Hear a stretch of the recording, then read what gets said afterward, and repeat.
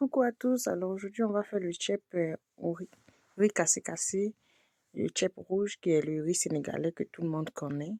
Alors voici mes ingrédients, du poivre, de l'oignon, des légumes que j'aime, du bissap, du laurier.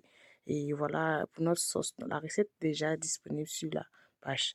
Donc nous allons commencer par faire la face pour le poisson. On va mettre dans notre mortier du poivre, de l'ail, du piment bec d'oiseau, piment sec, du persil.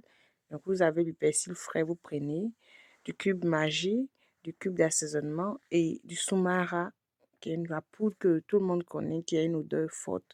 Donc lorsque la face est prête, nous allons mettre cette face-là à l'intérieur de nos poissons. Vous allez faire des incisions et vous allez faire rentrer votre face à l'intérieur comme dans la vidéo. Donc, il faut garder un peu de la face pour le reste de la préparation. Donc, on va bien assaisonner nos poulets et nos poissons. Et voilà, on met dans les incisions. Et on fait pareil pour le poisson. Lorsque tout est bien assaisonné, on va frire maintenant le poisson dans de l'huile. On ne laisse pas ça devenir trop sec parce qu'on va continuer, on va ajouter ça à la préparation. Donc, on retire, on frit nos poulets, on retire et on garde. Donc, lorsque vous avez fini cette étape-là, vous mettez une autre casserole au feu et cette casserole, vous allez utiliser pour faire votre riz et vous cuire vos légumes. Donc, on prend l'huile qu'on a pris pour griller le poisson, on ajoute de l'oignon. Vous pouvez découper un oignon entier et vous allez mettre votre tomate pâte dans un bol et ajouter de l'eau pour délayer cela. Donc, vous allez mettre 2 feuilles de laurier et vous allez mettre le yeast qui est un genre d'escargot sénégalais qu'on prend pour faire le tchèp. C'est lui qu'on va griller avec les oignons et la tomate pâte et ça va donner une odeur à notre riz. Donc, c'est un type c'est un peu de la jovan sénégalais, si on peut le dire comme ça.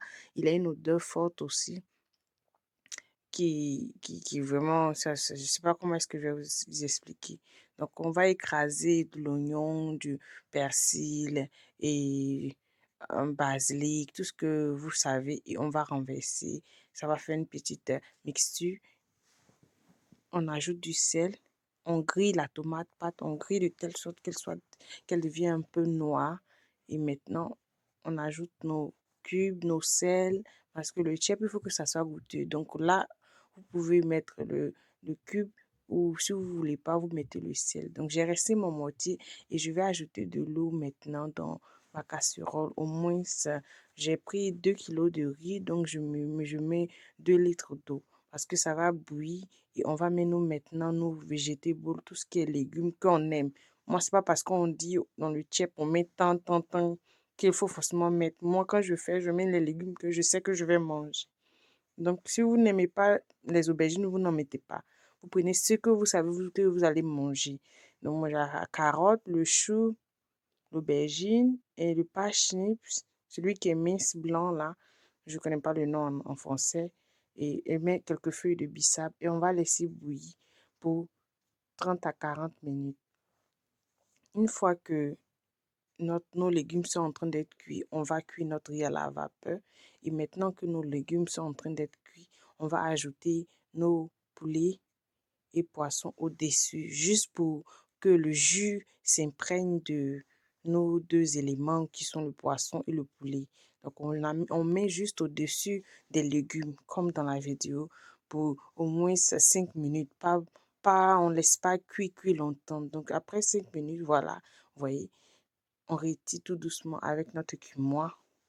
On va mettre dans un tray à côté avec un peu de bissap à l'intérieur et on va ajouter les légumes aussi de l'autre côté. Lorsque le chou est bien cuit, parce que le chou il prend un peu de temps, donc lorsque tout ça est bien cuit, on retire et on garde. Voilà, maintenant on va bien nettoyer le fond de notre casserole, c'est-à-dire le jus. On va tout enlever, tout ce qui est à l'intérieur, on va retirer. Et voici le fond de jus qui reste. Vous pouvez ajouter un peu d'eau pour permettre au riz de cuire. Mais normalement, ça devrait suffire parce que le riz a été cuit à la vapeur avant au micro-ondes. Donc, vous allez mettre le sel, vous allez mettre l'huile, et voilà, vous allez bien assaisonner. Si vous avez le reste des oignons que vous avez écrasés, vous ajoutez tout et tout. Et là, maintenant, après 30 minutes, notre curry est en train de cuire à la vapeur. On va faire un tour et on va... La mixture du poisson que je vous avais dit de garder là, vous allez faire un trou et vous allez mettre à l'intérieur de votre riz comme ça sur la vidéo. C'est ça qui va venir parfumer encore votre riz. Donc, cette mixture-là, comme je vous l'ai montré, il y a du soumara, il y a du poivre, de l'ail, il y a tout dedans. Donc, regardez et gardez cette mixture-là. Alors, mon plat, il est prêt. Mon riz est cuit, je me suis servi. Voilà. Désolé un peu si ça passe rapidement.